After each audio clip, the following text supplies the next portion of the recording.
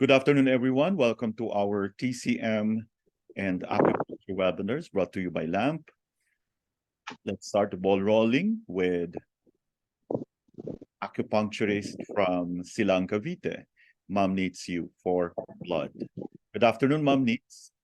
Good afternoon, Doc Hector. Good afternoon, everyone. So here we are in our LAMP basics, blood, topic 5, number 5, day 5. Okay. Functions of blood. Ang main function po ng blood is nourishes the body, complements nourishing action of Qi. Blood is dense form of Qi, flows with it all over the body. Moistening function naman ay ito yung which Qi does not have blood ensures that body tissues do not dry out. Yan. Moistening function. Example niyan, yung liver blood. Liver blood, it moistens the eyes and sinus so that eyes can see properly. So sinus are flexible and healthy. Yung liver blood moistens the skin and hair. It ensures that the skin is not too dry and the hair remains shiny and healthy. Yung heart blood, it moistens the tongue. Okay? Functions of blood, it provides material foundation for mind or the Shen. Blood is part of the yin, yung dense and fluid-like. It houses and anchors the mind. Yung blood embraces mind, providing harbor within which mind can flourish. Blood is mind of a person. When blood is harmonized, mind has a residence. Okay? If blood is deficient, mind will lack foundation.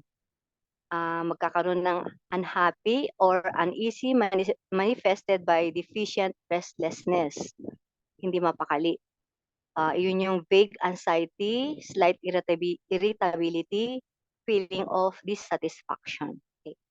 Kapag natutulog sa gabi, blood naturally embraces the mind and ethereal soul. But if blood is deficient, mind and ethereal soul flow. So person cannot sleep or dreams a lot. Okay? Clinical note, to nourish the blood, use CB4 or CB4 guanyin, especially in women, stomach 36 and liver 8 and spleen 6. Yun po. So, summary, blood originates from food Qi or good Qi, yung napag-aralan nung nakaraang araw, in the heart under the agency of original Qi.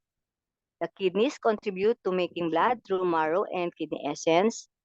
Blood nourishes the body. It circulates with nutritive Qi or the Yin Qi. It moistens the body. It houses the mind. It determines menstruation. Okay. So a relation of blood with internal organs. Yung heart. It governs blood and blood vessels responsible for its circulation. Where blood is made through agency of heart fire. Fire is yang, transformed into yin or blood. Blood cools down fire, preventing it from flaring up excessively. Fire is yang, generates blood, which is yin. Okay? Heart. Blood nourishes fire, makes sure that fire does not flare up whilst blood moistens lower burner. Stored in the liver, fills the sea of blood and penetrating, directing, girdle extraordinary vessels, warms, and nourishes the whole body. Okay? Sa heart ulit. When blood moistens, lower burner and sea of blood, heart fire follows it down to umbilicus. Then blood is flourishing and fire does not flare excessively, so that men are free of diseases and women are fertile. Okay? So, essential for formation of blood has to flow downwards to lower burner to interact with blood. So, Chinese pulse diagnosis confirms that heart corresponds to blood and lungs to Qi. Since heart is felt on the left side and lung on the right, left side reflects state of blood, while the right pulse indicates state of Qi. So, remember po yan. Okay? So, ito po yung drawing ng left and right hand. So, sa kabila, yung superficial, yun nandun yung small intestine. Right side po yan ng kamay, gallbladder, bladder, and radial artery. Kapag ka naging deep, yung pag ano nyo, pag-pulse nyo, mapifeel mo yung heart, yung liver, and kidney. Sa kabila naman, sa left hand, kapag superficial yung nakapa nyo kaagad, yun yung large intestine, and then yung stomach, and then triple burner, and then kapag medyo malalim na, yun yung lung, spleen, and heart, or the heart protector or pericardium. Okay. Yun lang po. To. Heart governs blood, spleen makes blood, liver stores blood. Yan po yung relationship ng heart, spleen, and liver with blood. Okay. Let's go to the spleen relationship. It's related to blood in two ways. One, origin of blood. It produces food chi, basis for formation of blood. Number two, spleen chi ensures that blood remains in blood vessels and does not extravasate. If spleen chi is deficient, chi cannot hold blood, so hemorrhages may result. Okay. Thank you very much for your attention. Thank you very much, Ma'am Needs, for blood. Up next, we have body fluids naman. And let's listen to Ma'am Teresita Sumile from Angono, Rizal.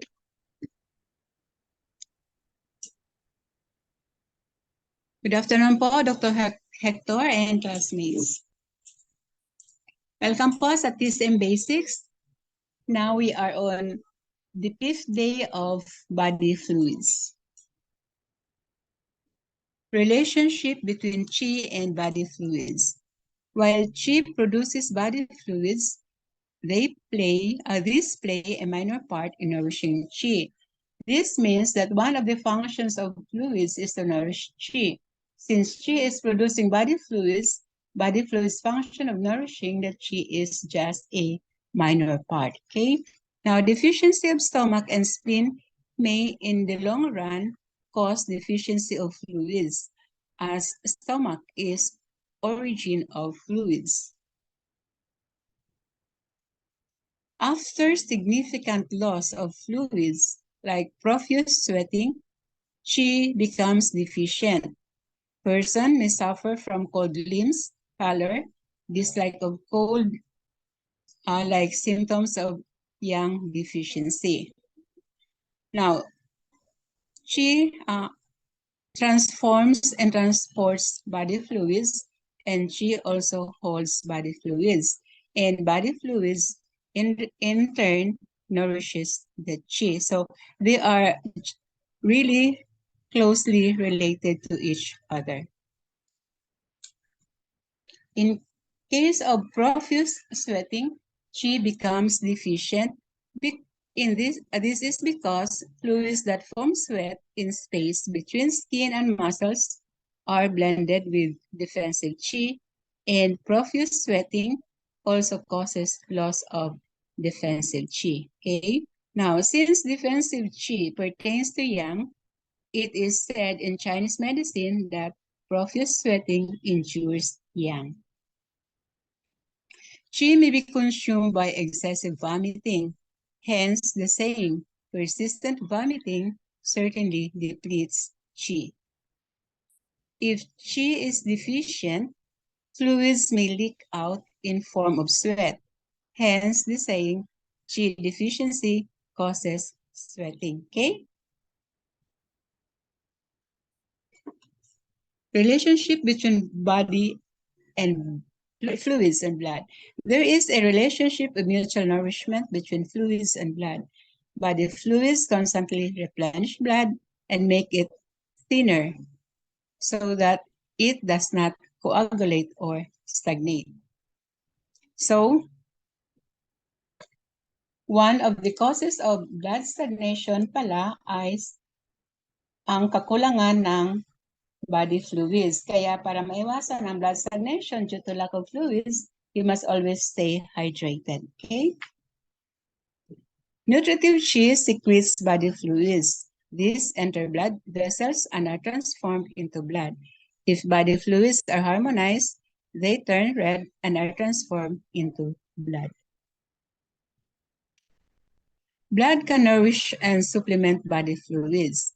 Both blood and body fluids pertain to yin and are somewhat interchangeable.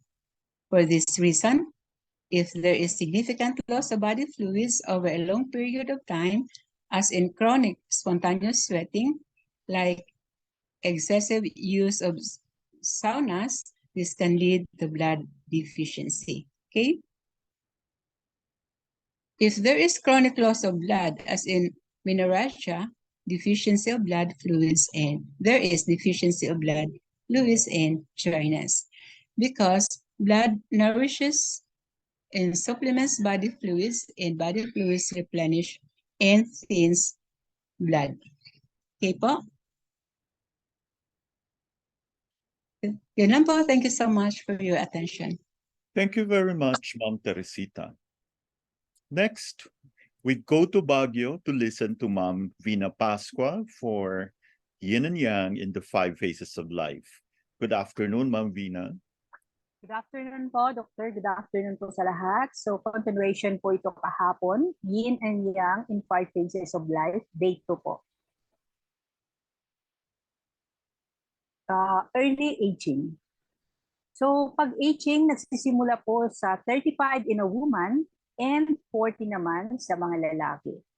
Because a woman is more yin in nature, yung early aging po niya begins with decline in functional yang qi, causing a poor circulation, constipation, stagnation of body fluids resulting sa edema, tumors, coldness, weight increase, problems of yin stagnation with general slowing down. Sa lalaki naman po, it is more yang in nature, so yung early aging niya begins with yin deficient problems. Sumasakit ang kanyang likod, nakakalbo na siya, stress and tension, cardiac diseases, high blood pressure, problems and symptoms of hyperactive yang. Early aging in humans can be compared to autumn in the seasons. Yung period po na ito can be prolonged with good health if one follows correct lifestyle. So, importante po yung correct lifestyle.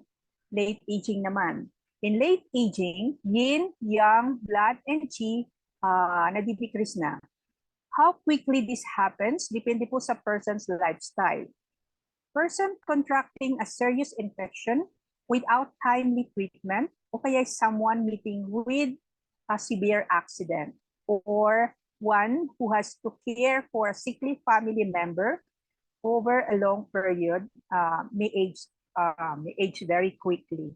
So mahirap din pala. Tatanda agad. Yung period na ito in life has been compared to a season of winter, when finally comes the time for death. Yang must return. If it does not, it is possible that life will linger on. So kahit po yung patient na in a very chronic sick state may brighten up before death. Death is determined by yang, like a candle that flickers before it goes out. After death, decaying process of the body is again taken over by the yin. So ang conclusion po dito ay yin and yang rule each stage of our life. Therefore, illness to kahit yung sakit po is ruled by yin and yang, and it's caused by an imbalanced state of yin and yang. It is possible to cure illness by ensuring balance between yin and yang. Yung balance po nito could be brought about by acupuncture, diet, herbal therapy, change of lifestyle, and not in just any one way. It is also necessary to maintain the balance so that one stays healthy. Understanding relationship between yin and yang is important for both preventing and treating yung disease ko. So, yan lang po. Thank you, Doctor. Thank you sa lahat ulit. Maraming salamat po, Ma'am Vina. Up next is the 5 elements. So from Baguio, we go to Legazpi. Let's listen to Sir Dino Pinel. Good afternoon, Sir Dino. Good afternoon, Doc. Good afternoon po sa lahat. Now we have the 5 elements, part 8, yung law of mother and child. The law of mother and child is a relationship that perpetuates Sheng cycle. Example dito, yung mother generates child. Each of 5 elements, yung water, wood, fire, earth, and metal, is generated by element that precedes it.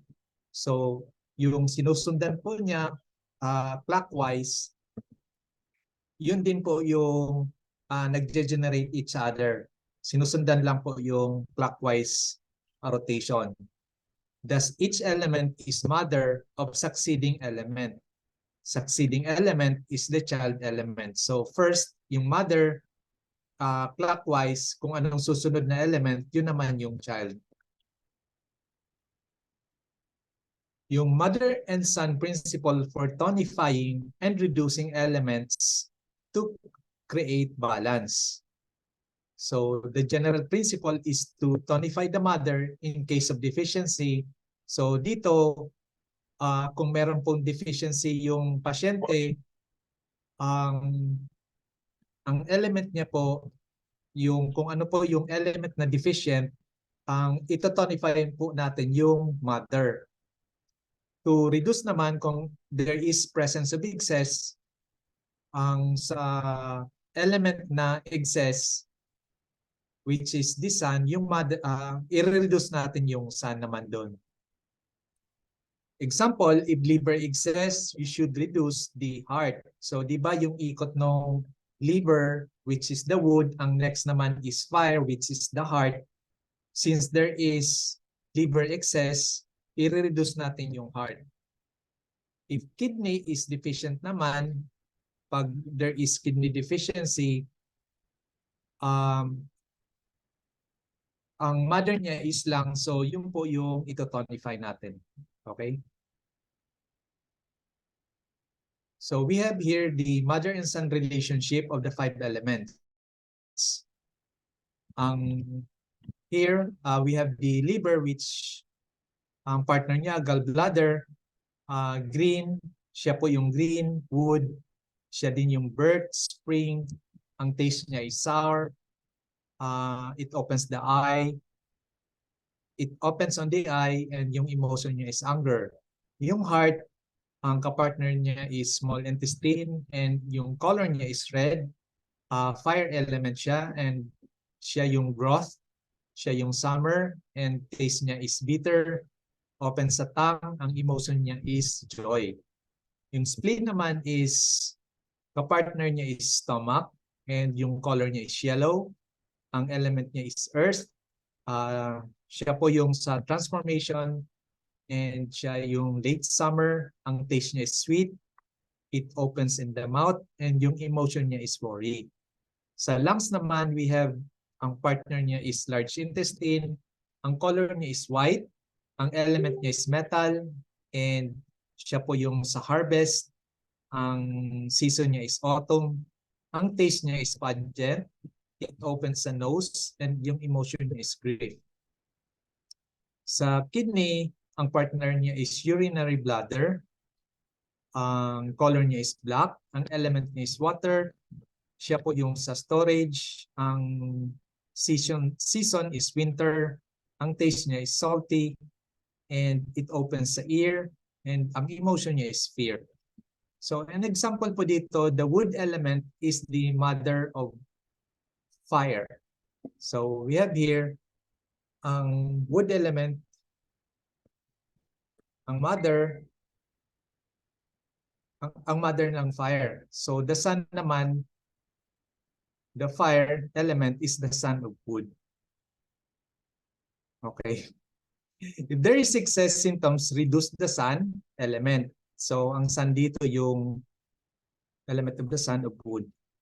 Ito yung heart. Ito po yung i-reduce natin. If there's deficiency naman, tonify natin yung liver. When the liver is showing excess symptom, choose an acupoint related to the sun element of the liver to reduce the excess symptoms. The sun element of the liver is fire. So, ang liver ang mother, ang sun ang heart. Choose fire acupoint of the liver meridian. So, we have sa liver meridian, meron po siyang fire acupoint dito po sa.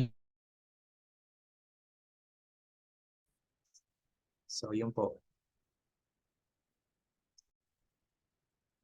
The 5 element points are known as mother and child points.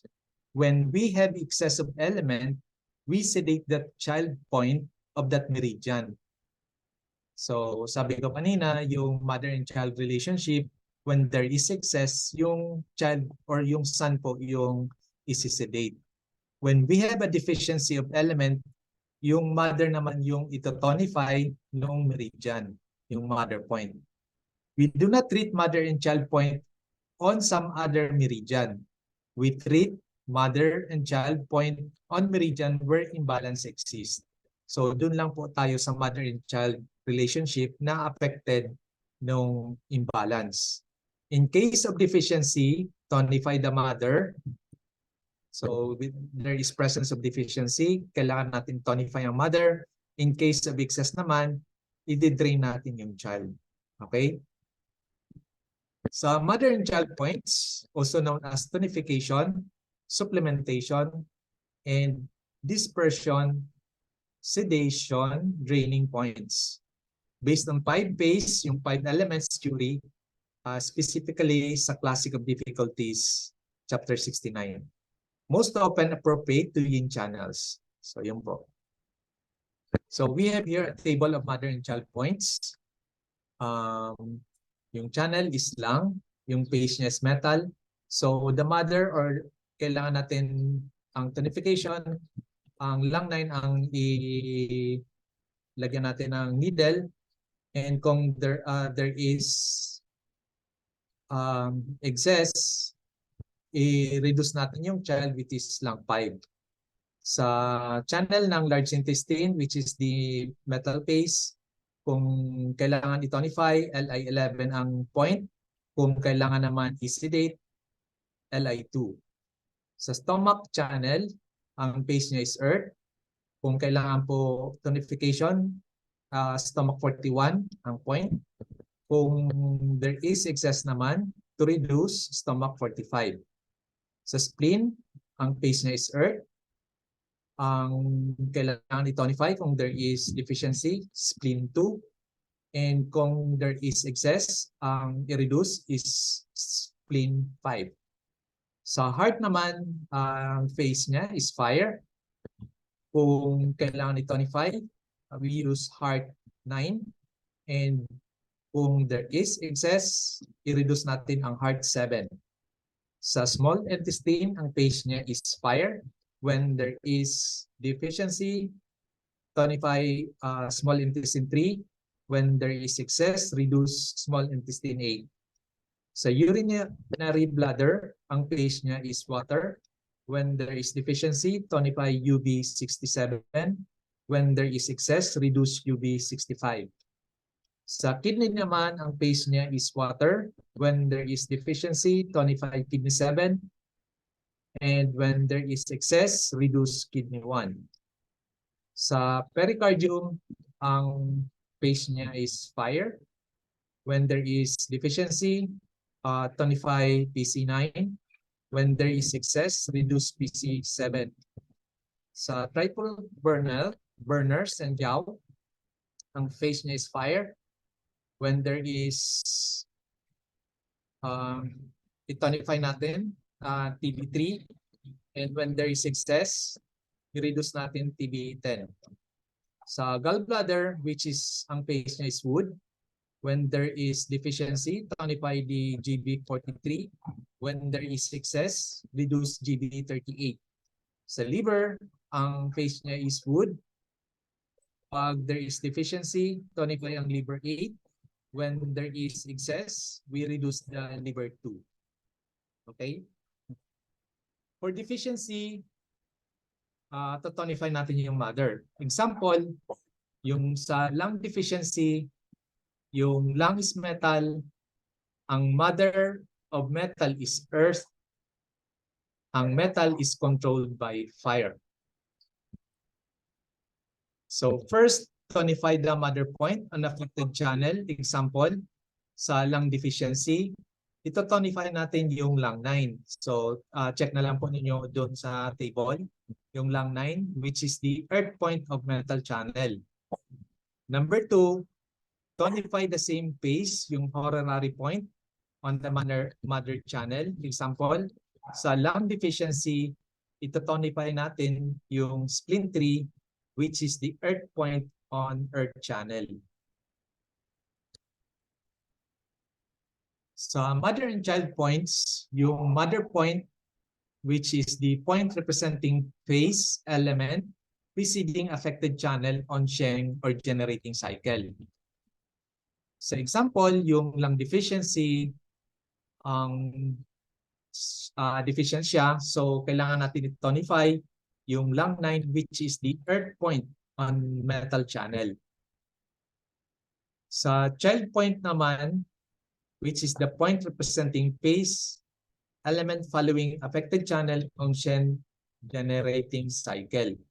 So example dito, yung lung excess, when there is presence of excess sa lungs, i-dry natin yung lung 5, which is the water point on metal channel. Sa characteristics, symptoms may show up in the mother and or sa child. Sa pathology naman occurs when one or both mother and child are out of balance.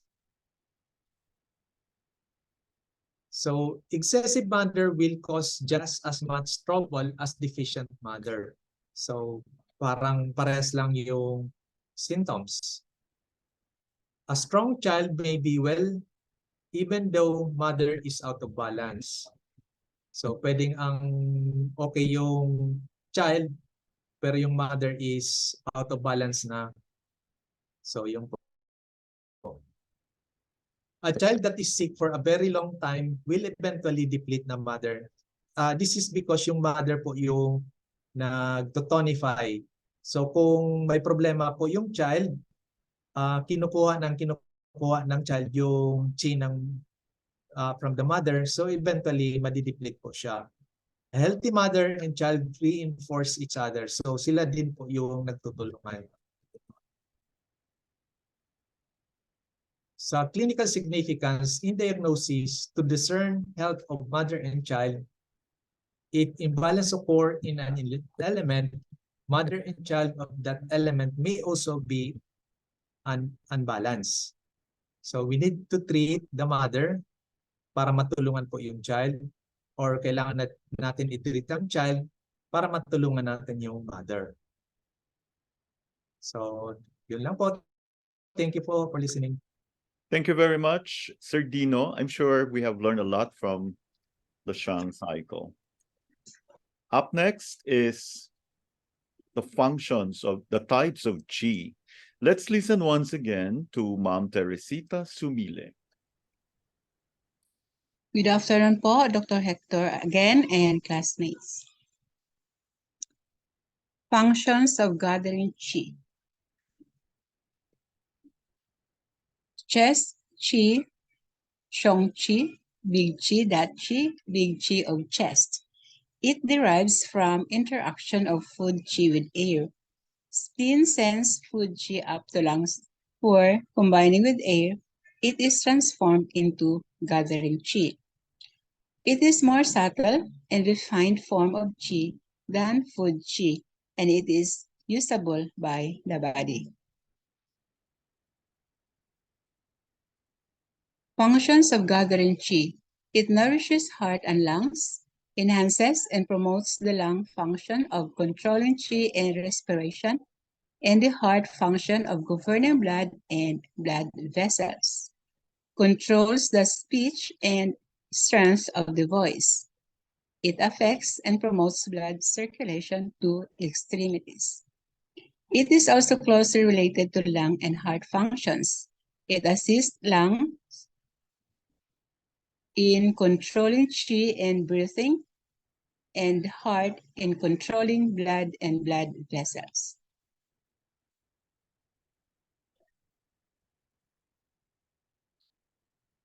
It assists heart and lungs to push qi and blood to limbs, especially into hands. If gathering qi does not descend, blood will stagnate in vessels, resulting to a symptom of cold hands, which is due to weak gathering qi. Also gathers in throat, influence speech, under control of the heart, and strength of voice under the control of lungs. So speech impediment, very weak and fine voice, are manifestations of weak gathering qi, okay? State of gathering qi gauge from health of heart and lungs and from circulation and voice. So weak qi plus poor circulation to hands, all are manifestations of weakness of gathering qi.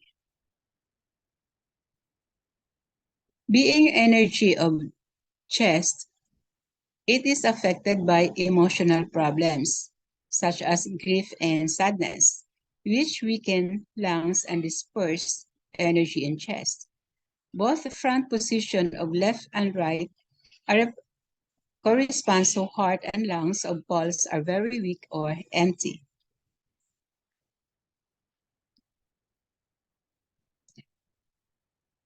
Gathering qi and original qi assist each other. Gathering qi flows downwards and aid kidneys.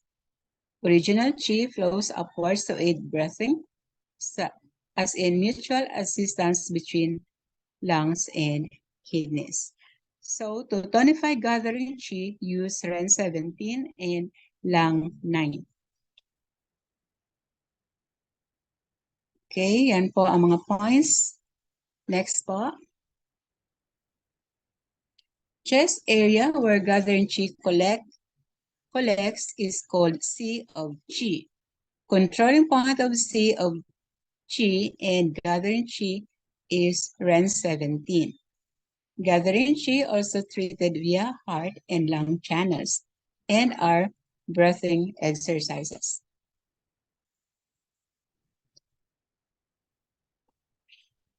Gathering qi nourishes heart and lungs. It enhances and promotes the lung function of controlling qi and respiration, and the heart function of governing blood and blood vessels. It controls the speech and the strength of voice. It affects and promotes blood circulation to extremities. It is coordinated with original qi to regulate breathing. Thank you so much for listening. Thank you very much, Ma'am Teresita. Next, we have Zang Fu organs, pathology. Let's listen to Ma'am Nits Yu, certified acupuncturist from Silang, Cavite. Good afternoon ulit, Ma'am Nits. Good afternoon, Doc Hector, ulit, and everyone. So the topic for today is kidney essence deficiency. Kidney essence has yin and yang aspect. It shows symptoms of yin deficiency and of yang deficiency. It leads to symptoms manifesting as early as in childhood. Okay. Cardinal symptoms, congenital malformation, late retarded closure of fontanelle, yun yung parang dito sa ulo, tawag doon. Incomplete closure of fontanelle, slow physical or mental development, weak bones, loss of teeth, bad memory, premature senility, infertility, premature graying of hair, and loss of hair. So, yan. Yung congenital malformation, ito yung development of skeleton. Hindi siya masyadong nag-govern adequately due to kidney essence deficiency. Parang may bukol-bukol. Delayed or poor development sa children, delayed ability to walk or talk. Yun yung physical and mental development cannot be adequately governed due to kidney essence deficiency. Okay? Retarded closure of fontanelle, yung malambot dito sa ulo sa mga bata. Yun yung development of bones depends on kidney essence. So kapag malambot pa, yun, matagal tumigas, may problema siya. Okay? Disorders in development of teeth. Development of teeth cannot be adequately governed due to kidney essence deficiency. Okay? Yung loose teeth, maluluwag. Yang the aspect of essence must hold the teeth, and yin aspect is responsible for structure of the teeth. The essence deficiency causes teeth to be brittle or loose. Hindi matibay yung ngipin. Forgetfulness. Sa pag may edad, patong tayo na yan. Yin aspect of kidney essence fails to provide enough nourishment to sufficiently fill the brain with marrow. Okay? Deafness, yung loss of hearing, pagtabingi. Yin aspects of kidney essence fails to provide enough nourishment for the ears. Okay? Difficulties during pregnancy and childbirth. Kidney essence controls pregnancy and childbirth. So, if essence is deficient, this function is weakened. Mahirap manganak. Okay? At mahirap magbuntis. Osteoporosis, tinnitus, yung ringing ng ears. Yin aspect of kidney essence fails to provide enough nourishment for the ears. Kaya nagkakaroon yan. Ringing of the ears. Osteoporosis, yung yin aspect of essence is responsible for bone density. If this aspect is deficient, bones become weak and brittle. Madupok at mahina. Premature graying of hair. Hair is not adequately nourished due to deficiency of kidney essence. Okay? Bata pa lang, maputi na buhok. Hair loss. Hair not adequately nourished due to deficiency of kidney essence. Na lulugas yung buhok na napapanot. Okay? So, let's go naman to kidneys failing to absorb qi. Kidney qi deficiency prevents absorption of lung qi, yung air na pumapasok paloob, air breathed in. It is considered as subcategory of kidney yang deficiency. Kidneys must be able to absorb qi that is sent downwards by the lungs. Okay? If kidney yang is too weak to absorb the qi, it will rebel and stagnate in the lungs. If lungs are too weak to send qi downwards, kidneys are weakened. Okay? Cardinal symptoms, yung symptoms ng kidney yang deficiency plus labored inhalation, mahirap huminga, incontinence with cough, shortness of breath on exertion, face edema. Okay? Mayroong cold extremities, yung kasi warming function of yang is decreased. So, malamig ang mga paa. Okay? Shortness of breath on exertion, parang hirap huminga.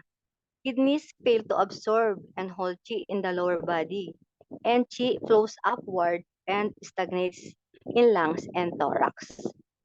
Okay? Labored inhalation. So, kasi yung kidneys govern inhalation. Hirap huminga. Parang hirap na hirap. Okay? Copious urine, incontinence with cough. So, kasi yung kidney yang is deficient and transformation of body fluids is not balanced.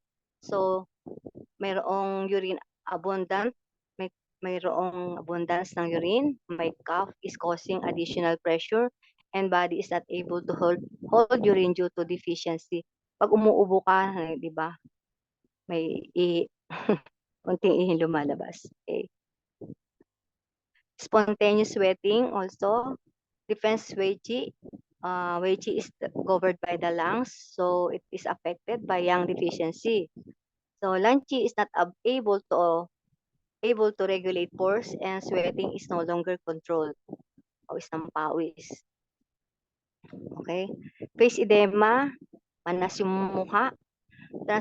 Transformation of body fluids is unbalanced due to kidney Yang deficiency. So excess water accumulates and affects the face.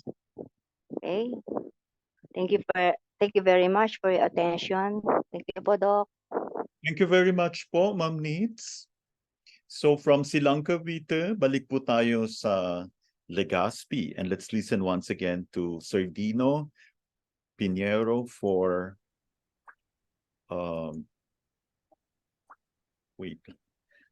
for meridian theory. So he will continue discussing diagnosing via the channels. Hello po, Sir Dino. Good afternoon, Doc. Good afternoon po sa lahat. So we have the meridian theory number 8, which is sa part 3 ng diagnosing via the channel. Okay. In feeling, one is attempting to discern noticeable changes in temperature, yung moisture, and skin texture. So ito po yung hinahanap natin pag palpate. Yung temperature niya, yung moisture, and skin texture. Often the process involves determining if certain areas of the body, as opposed to individual channels, feel different when compared with others. So, i-compare po natin yung napalpate natin na changes dun sa other areas kung the same. Yung temperature, yung moisture, and skin texture. Consequently, the technique of feeling may not always involve channel diagnosis, but may simply be an aspect of diagnosis in general. So, pwedeng diagnosis in general, hindi lang po nakabase sa channel diagnosis. For example, one may determine that the abdomen around CB12 is significantly warmer than the area below the umbilicus. So, ang example dito, pagpalpate ng CB12, warmer po siya kumpara po below the umbilicus. This may indicate heat in the Tai-Yin and or Yang Ming channel. So, yun po yung warming sensation sa CB12. Extreme warm naman in any area is generally a sign of excess. So, masyadong mainit, ibig sabihin there is a presence of excess heat. On the other hand, if whole regions of the body are dry, there may be generalized blood deficiency. Kung ang whole body ay parang dry ang skin, it could be a generalized blood deficiency.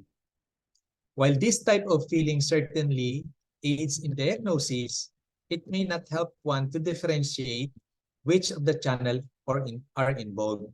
So kung buong katawan ang merong symptoms like dry skin, hindi natin ma-differentiate. So we should further ask about the history ng patient. Specific channels can, however, be differentiated using this technique. For example, kung merong cold swelling or merong dry skin anywhere around the ankles, often indicates Yang deficiency, while an excess warm neck reflects excess heat at the Tai-Yang level. So, in general, yung dryness in areas associated with particular channels can indicate a deficiency of yin or blood in the channel, which is failing to nourish the skin. The smaller and more specific the area of change as to channel, the more helpful the changes will be for channel diagnosis. So kung more specific po yung changes na palpate or na-notice natin sa specific area, mas na categorize or mas nalalaman natin kung alin pong channel ang affected. In general, to be significant, the changes felt along a particular channel should conform to at least 2 of the 3 criteria described above. So kailangan po nag-conform sa at least 2 dun sa 3 criteria para masabi natin yung channel ang affected. An exemption should be the case of a chronic one-sided condition where qi and blood on a particular limb had been compromised. For example, yung chronic neck or shoulder pain may lead to dryness farther down the channel on the forearm or hand due to qi and blood stasis over a long period of time. In that case, it is unlikely that there would be a corresponding dryness on the opposite side. So pwede rin i-check natin doon sa opposite side kung the same po yung nangyari, kung may presence of dryness. Also, in chronic cases such as this, multiple channels may readily become involved. So pwede other channels would also be affected. Sa feeling the channel, this reveals different, halimbawa, different temperatures on abdomen. Ito mag-indicate ng condition of associated burner. Like sense of heat above the umbilicus usually indicates spleen and stomach. So sa taas ng umbilicus, yun po yung spleen and stomach heat. Cold below naman often indicates kidney deficiency. Okay? Yung feeling naman ng general dryness, this indicates that systemic blood deficiency, often ang affected yung spleen and liver. Sa pagkaroon naman ng local dryness, blood and or yin deficiency in channels that pass through the area. So dito mas ma-determine natin kung aling channel ang affected kung local dryness po. May be due to stasis in the channel. Pag local temperature variations naman, like heat, meron siyang heat or phlegm or fire in the channel or channels, like kung meron naman ng cold, there is cold, blood stasis, or qi deficiency in channel or channels. Pwedeng isang channel or more channels are affected. So yun po. Sa specific types of channel changes, the term channel palpation refers to all 3 of the techniques described above. The channel palpation means palpating, pressing, and feeling in turn. As the thumb moves along the course of the channel, one might stop to press or take note of how a particular area feels. As previously noted, channel palpation is usually done below the elbow and knees.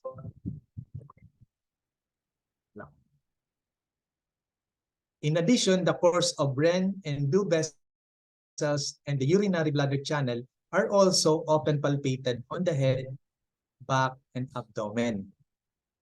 On the abdomen, the front alarm or yung mu points might also be pressed to determine excess and deficiency. In terms of modern physiology, one might say that majority of these palpable channel changes are occurring in the connective tissue of the body, just below the surface of the skin. The changes can be found in various linings that surround all the structures of the body. This is where the channel chi moves. Okay? So dito po mayroong illustration. Yung hands, ito pong may mga circular. Yung hands and feet, yung harap and likod. When palpating the channels, the areas below the elbow and knees are most important for finding diagnostically significant formation. The Ren and Du channels are also often palpated. So dito po yung areas na check natin yung changes ng skin para ma-determine natin yung channel affected. Okay? So thank you po for your attention. Thank you very much, Sir Dino. Now we come to the last topic, and finally not the least, and basically not the least. So we're going to listen to Ma'am Fina Pascua of Baguio to give her presentation. Hello ulit, Ma'am Fina. Good afternoon po ulit, Doctor. Good afternoon po sa lahat. So, continuation po ito kahapon, bleeding gums, part 2 po. So, bleeding pa rin yung topic natin. Stomach and spleen deficiency, clinical manifestations, chronic but slight bleeding from the gums, pain po yung gums and lips, tiredness, poor appetite, at saka loose stools. Pale po yung dila at saka yung pulso po ay mahina. Ang treatment principle po ay tonify stomach and spleen to hold blood. So ang points po dito na gagamitin ay stomach 36, spleen 6, REN 12, bladder 20, stomach 34, bladder 17. And reinforcing method, except on stomach 34 and bladder 17, which should be needled with even method po. So itong stomach 36, spleen 6, REN 12, bladder 20, and bladder 21, 25 stomach and spleen. Ang LI4 naman ay ginagamit to affect the stomach channel on the face. Ang stomach 34 and bladder 17 in combination stop bleeding from the stomach channel. Prognosis and prevention. As for prevention, dalawang pong bagay are particularly important for any patient who has been cured of bleeding. Ang una po is to avoid the excessive consumption of hot energy foods such as lamb, beef, spices, curry, and alcohol. This is because mga ito ay hot foods and may create heat in the blood. And this may push the blood out of the vessel. So nagkakaroon ng bleeding. This precaution applies even when the bleeding of which the patient has been cured was of the deficient type, that is from spleen T, not holding blood. The second factor to keep in mind is yung overwork. Nadideplete po yung yin at naglilid to empty heat. Both the deficiency of yin chi and the empty heat ay naglilid po sa bleeding. Red flags naman in Western medicine. Coughing blood. The coughing up of a certain quantity of blood, sign po ito na kailangan prompt diagnostic evaluation. In particular, pag yung patient po ay smoker, has recently undergone surgery, or has previously suffered from deep vein thrombosis, DVT. Pag blood naman sa stools. In general, massive loss of blood in the digestive tract is associated with loose stools or diarrhea, which will be darker like coffee grounds. The higher its origin in the digestive tract. Particular attention should be paid if associated with symptoms such as weight loss or reduced hemoglobin, and if yung patient po is older than 50 years of age. Ang karamihan po na causes nito include gastric ulcer, diverticulitis, ulcerative colitis, or carcinoma of the digestive tract. Pag meron namang ihis sa urine, particular attention should be paid to a visible loss of blood in the urine. Ito ay gross hematuria without pain or burning. In this case, diagnostic evaluation is necessary. Yung pagkakaroon po ng pain, burning, or difficulty in urinating points to an inflammatory origin. Pag may bleeding naman under the skin, these are examples of hemorrhagic skin lesions.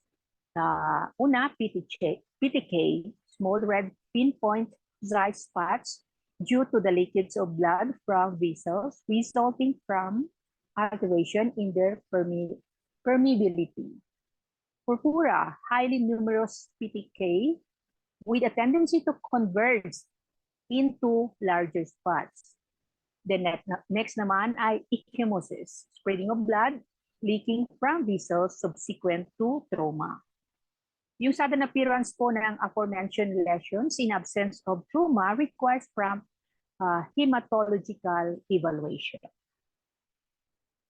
So yan lang po. Thank you, Doctor. Thank you sa lahat. Thank you very much, Ma'am Vina. And thank you everyone for joining us. Special thanks to all of the presenters. Hope to see you in our next videos. Good afternoon, everyone.